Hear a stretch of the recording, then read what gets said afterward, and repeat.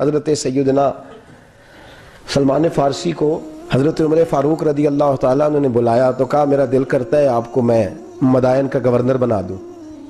حضرت سلمان فارسی بڑے تگڑے قبیلے سے تعلق رکھتے تھے، بکتے بکاتے مدینے میں آ کے بکے، پھر نگاہ مصطفیٰ میں بک گئے صلی اللہ علیہ وسلم۔ بڑے تگڑے قبیلے سے تعلق تھا۔ یا حضرت عمر نے فرمایا میں آپ کو گورنر، کہا جی جیسے آپ کا حکم ہے، امیر کی بات ماننا، گورنر بن گئے۔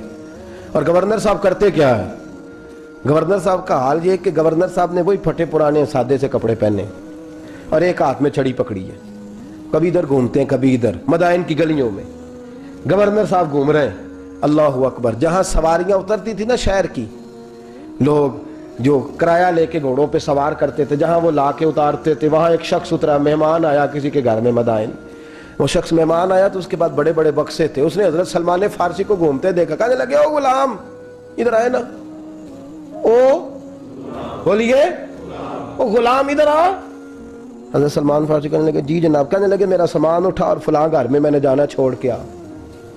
جرت تو کرے کوئی جرت تو کرے کونسلر صاحب کو بھی آواز دینے کی، طاقت تو کرے کوئی، ایک معمولی سپاہی کو بھی کہنے کی جو نہ سب انسپیکٹر ہے نہ وہ کسی عہدے پہ فائز ہے، صرف ایک سادہ قوم کا وہ پہرے، اس کو کہہ کے تو ادھر آؤ غلام۔ بھائی گورنر کوئی کہہ دیا، گورنر صاحب نے سر کے اوپر بکسا اٹھایا ہے اور گلیوں میں گزر ہے، کہتے ہیں بھائی غلام کو رستہ دے دو، ذرا سامان وزنی ہے، ذرا غلام کو رستہ دے دو، سامان وزنی ہے، پیچھے ہٹ جاؤ، ذرا رستہ دے دو۔ شہر میں داخل ہوئے تو لوگ دوڑے آئے، کہا حضور ہمیں دے دیں۔ فرمایا نہیں، اس نے مجھے کہا ہے غلام اٹھا۔ وہ شخص شرمندہ ہو گیا، کہنے لگا حضور مجھے کب خبر تھی کہ آپ گورنر ہیں، غلطی ہو گئی، میں غلام کہہ بیٹھا۔ حضرت سلمان فارسی رو پڑے، فرمانے لگے تو میرا محسن ہے، تو نے تو مجھے میری اوقات یاد کرا دی ہے، میں غلام ہوں، میں کھجوریں بیچا کرتا تھا، میں مدینے میں نوکری کرتا تھا، تو نے اچھا کیا ہے۔ فرمایا نا تو میرا محسن ہے، تو نے مجھے یاد کرا دیا، میں کیا نا، اب میں ہی لے کے چلوں گا۔ رستے میں جا رہے ایک شخص دوڑا آیا، کہنے لگا حضور وزنی بڑا ہے مجھے دے دیں، یہ بادشاہ ہیں، فقیری ہو رہی ہے، حضور وزنی بڑا ہے مجھے دے دے، میں اٹھا لیتا ہوں۔ تو حضرت سلمان فارسی فرمانے لگے پہلے وعدہ کر قیامت کے دن میرے گناہوں کا بوجھ اٹھا لے گا، وعدہ کر، تو کہے گا اللہ کے حضور کے یا اللہ سلمان کے جو پاپ ہے ان کا بوجھ میں اٹھاتا ہوں۔ کہنے لگا حضور میں تو اپنا نہیں اٹھا سکتا۔ فرمایا پیچھے ہٹ جاؤ، اگر وہاں میرا کوئی بوجھ نہیں اٹھا سکتا تو یہاں بھی کوئی نہ اٹھائے۔ حضرت سلمان فارسی رضی اللہ تعالیٰ عنہ گورنر ہے صوبے کے۔ جب فتح ہوا تو حضرت سعد بن ابی وقاص رضی اللہ تعالیٰ عنہ کہتے ہیں کہ کچھ لوگ مجھے کہنے لگے کہ ہم آپ سے معاملات طے نہیں کریں گے، ہم جزیہ دیں گے، ٹیکس دیں گے، اسلامی حکومت کے زیر اثر آئیں گے، لیکن آپ سے معاملات طے نہیں کریں گے، اپنے امیر کو بلائیے۔ تو حضرت سیدنا سعد بن ابی وقاص کہتے ہیں میں نے خط لکھا۔ فرماتے خط لکھا حضرت عمر کو، میں نے کہا جناب آئیے۔ جواب میں حضرت عمر نے خط میں جواب لکھا کہ فلاں دن فلاں تاریخ فلاں وقت میں ملک کے شام پہنچ جاؤں گا۔ حضرت سیدنا عمر چلے گھر سے، ایک غلام، ایک گھوڑا، ایک نیزہ۔ حضرت فاروق اعظم نے کچھ کھجوریں، خشک کھجوریں، کچھ سرکہ باندھ کے رکھ لیا رستے میں کھانے کو۔ یہ بادشاہی میں فقیری ہو رہی ہے، لاکھوں مربع میل کا حکمران ہے، کروڑوں اربوں روپے پاس پڑے ہوئے، وہ ساری چیزیں رکھ لیں اور سیدنا عمر فاروق رضی اللہ تعالیٰ عنہ چلنے لگے۔ اب غلام سے کہنے لگے بھئی میرا گھوڑا ذرا ماڑا ہے، کمزور ہے، طے کر لیں، اتنے میل تو گھوڑے پہ بیٹھے گا میں پیدل چلوں گا، پھر اتنے میل میں گھوڑے پہ بیٹھوں گا تو پیدل چلے گا۔ ملک کے شام پہنچنے کا وقت آ گیا۔ جب وقت آیا تو پیدل چلنے کی سواری حضرت عمر کی تھی، ان کی باری تھی پیدل چلنے کی، اور سواری پر سوار ہونے کی باری غلام کی تھی۔ یہ لوگ رشتے کرتے ہیں نا تو کرائے کی کار لے کے چلے جاتے ہیں، بعد میں وہ پوچھتے ہیں کہ تسی تے کار تے آئے سو۔ ہم اپنے آپ کو بنانے کے لیے جھوٹی انعام بھی خریدنی پڑے تو خریدنے سے ہم پرہیز، ہم جو بتاتے وہ ہم ہوتے نہیں، اور جو ہوتے ہیں وہ ہم بتاتے۔ حضرت سیدنا عمر فاروق رضی اللہ تعالیٰ عنہ سواری پہ غلام ہے، خود پیدل ہے، اور حال کیا ہے، بارش ہوئی تھی تو کچھ پانی کھڑا تھا، چھوٹے چھوٹے جوہڑوں میں چھوٹے چھوٹے تالاب بنے ہوئے تھے، پانی کھڑا تھا۔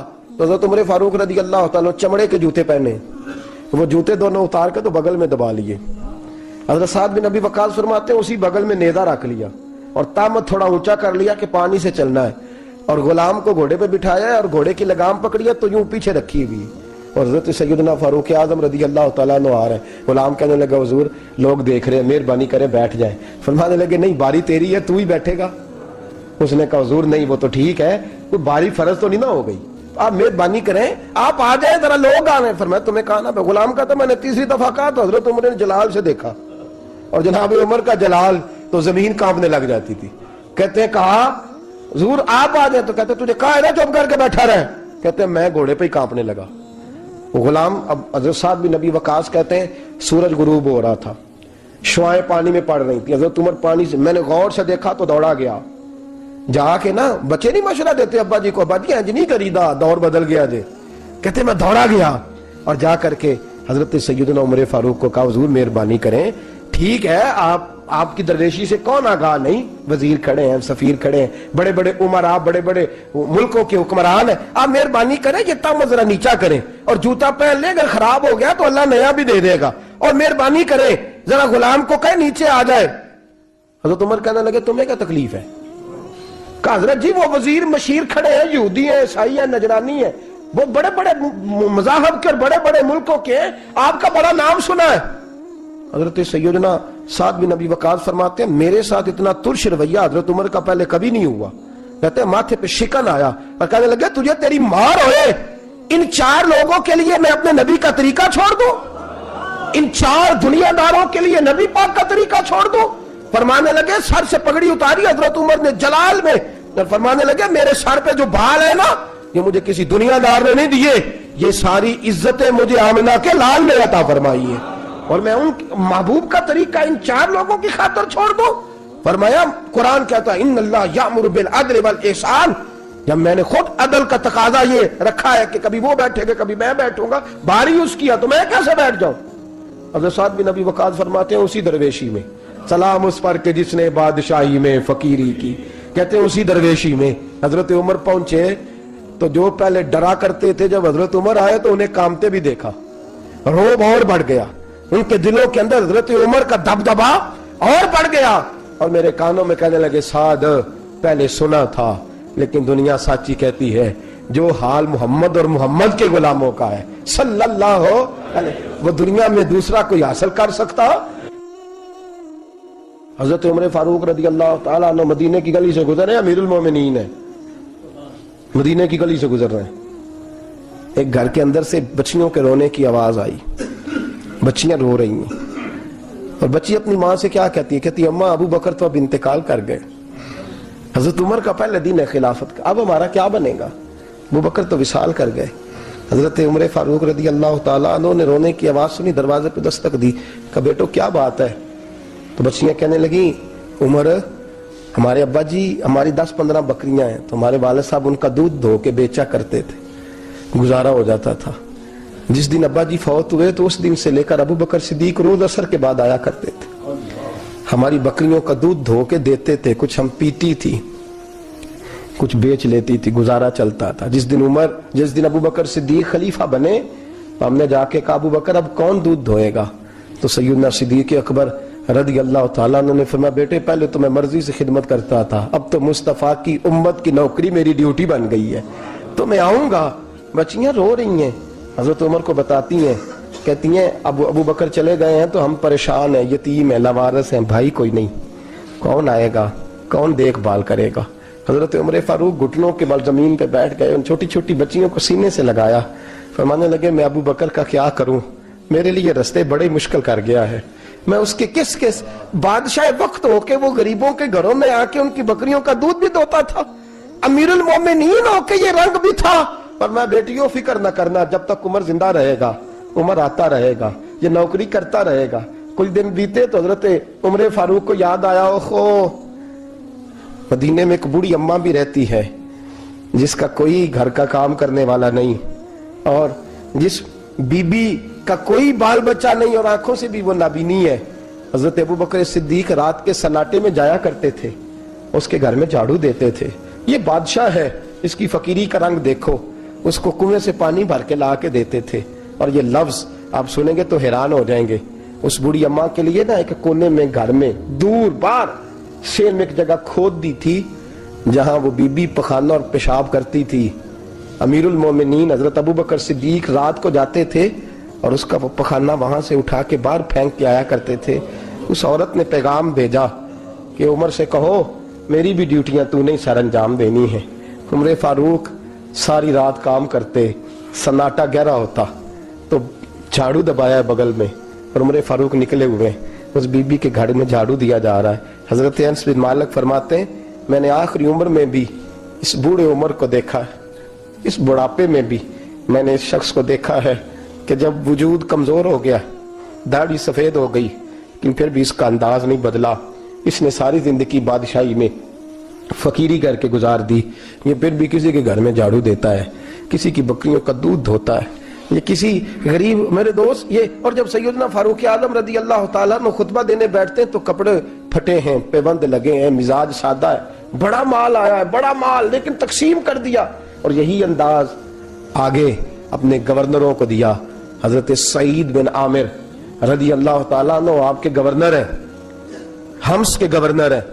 جب لسٹ آئی نا غریبوں کی, حضرت عمر نے کہا کہ حمص کے جتنے غریب لوگ ہیں ان کی لسٹ بنا کے بھیجو, ان کو چندہ لگانا ہے.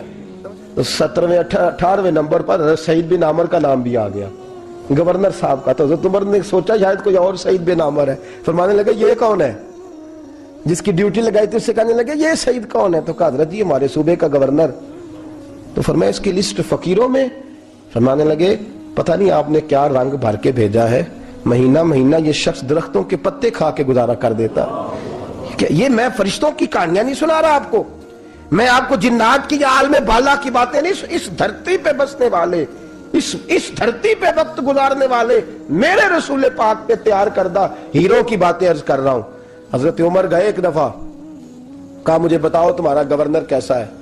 تو حمص کے لوگ کہنے لگے ہمیں اپنے گورنر سے 4 شکایتیں. کون کون سی؟ کہ پہلی بات تو یہ ہے کہ گورنر صاحب کو چاہیے فجر کے وقت آئیں, یہ سورج نکل آتا ہے تو باہر آتے ہیں گھر سے, سورج نکل آتا ہے تو آپ کہہ کے تو دیکھیں کسی معمولی سرکاری ملازم سے بھی, پھر آپ دیکھیے آپ کا کیا بنتا ہے. کہا یہ سورج نکلتے وقت آتے ہیں. دوسری شکایت یہ ہے کہ دن کو ملتے ہیں رات کو نہیں ملتے. تیسری شکایت یہ ہے کہ مہینے میں ایک دن ملتے ہی نہیں گورنر صاحب. چوتھی شکایت ہے کہ روتے ہیں, کبھی کبھی اتنا روتے ہیں کہ بے ہوش ہو جاتے ہیں. حضرت فاروق اعظم نے کھڑا کر لیا, فرمایا سعید تیری شکایات آئی ہیں. کہ حضور حکم. فرمایا سنا ہے, پہلے تو فجر کے وقت آ جاتا تھا لوگوں کے مسائل سننے, اب تو سورج نکلتے وقت آتا ہے. کہ حضور بیوی بیمار ہو گئی ہے اور گھر میں نوکر تو ہے کوئی نہیں, تو میں سویرے اٹھتا ہوں تو پہلے ناشتہ بناتا ہوں, بچوں کو کھلاتا ہوں. اس عورت نے 35 سال میرے ساتھ وفا کی ہے, اب چارپائی پہ ہے تو میں اس کے منہ میں لقمے ڈالتا ہوں. کہا اسے کھانا کھلا کے جب وہ دعا دیتی ہے تو پھر نکلتا ہوں. تو کہا سنا ہے تو ہفتے میں ایک دن ملتا ہی نہیں, مہینے میں.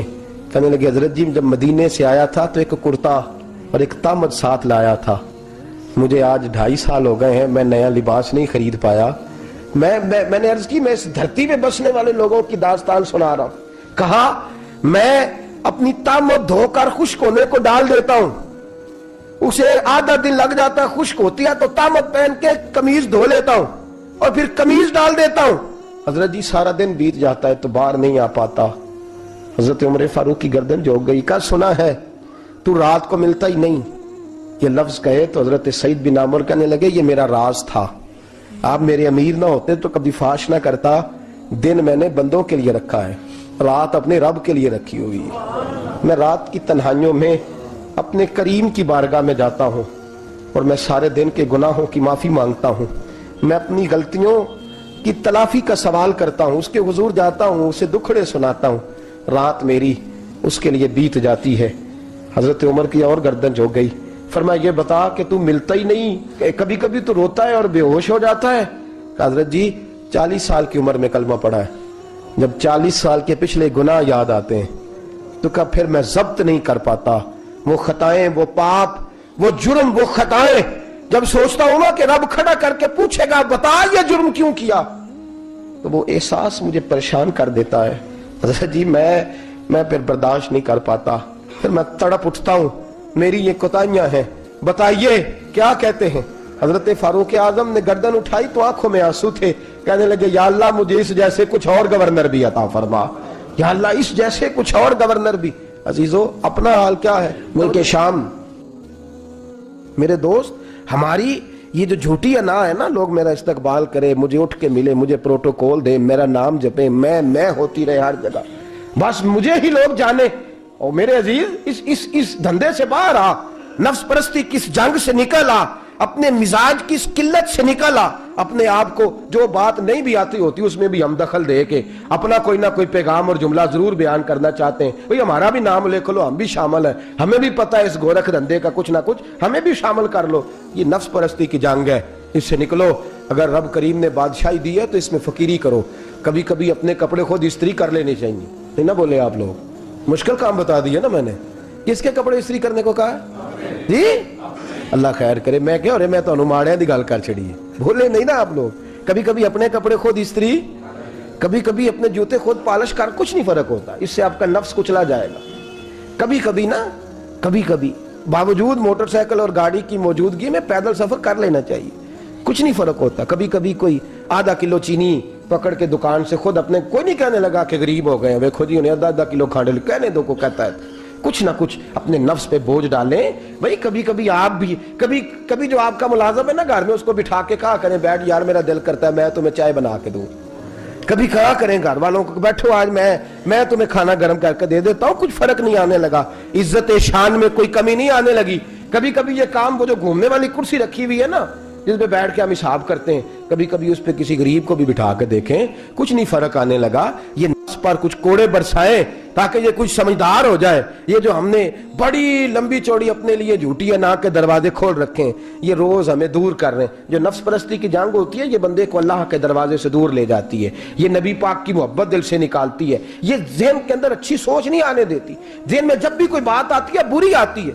تکبر اور غرور والے جو لوگ تھے نا، ان کا کبھی کچھ نہیں ہو سکا. جس نے کہا ہے مجھے چودھری صاحب کو، وہ بیچارہ اسی چکر میں رہا ہے اور لوگ آگے گزر گئے ہیں.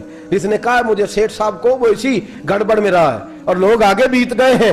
دنیا میں کوئی پیشہ برا نہیں.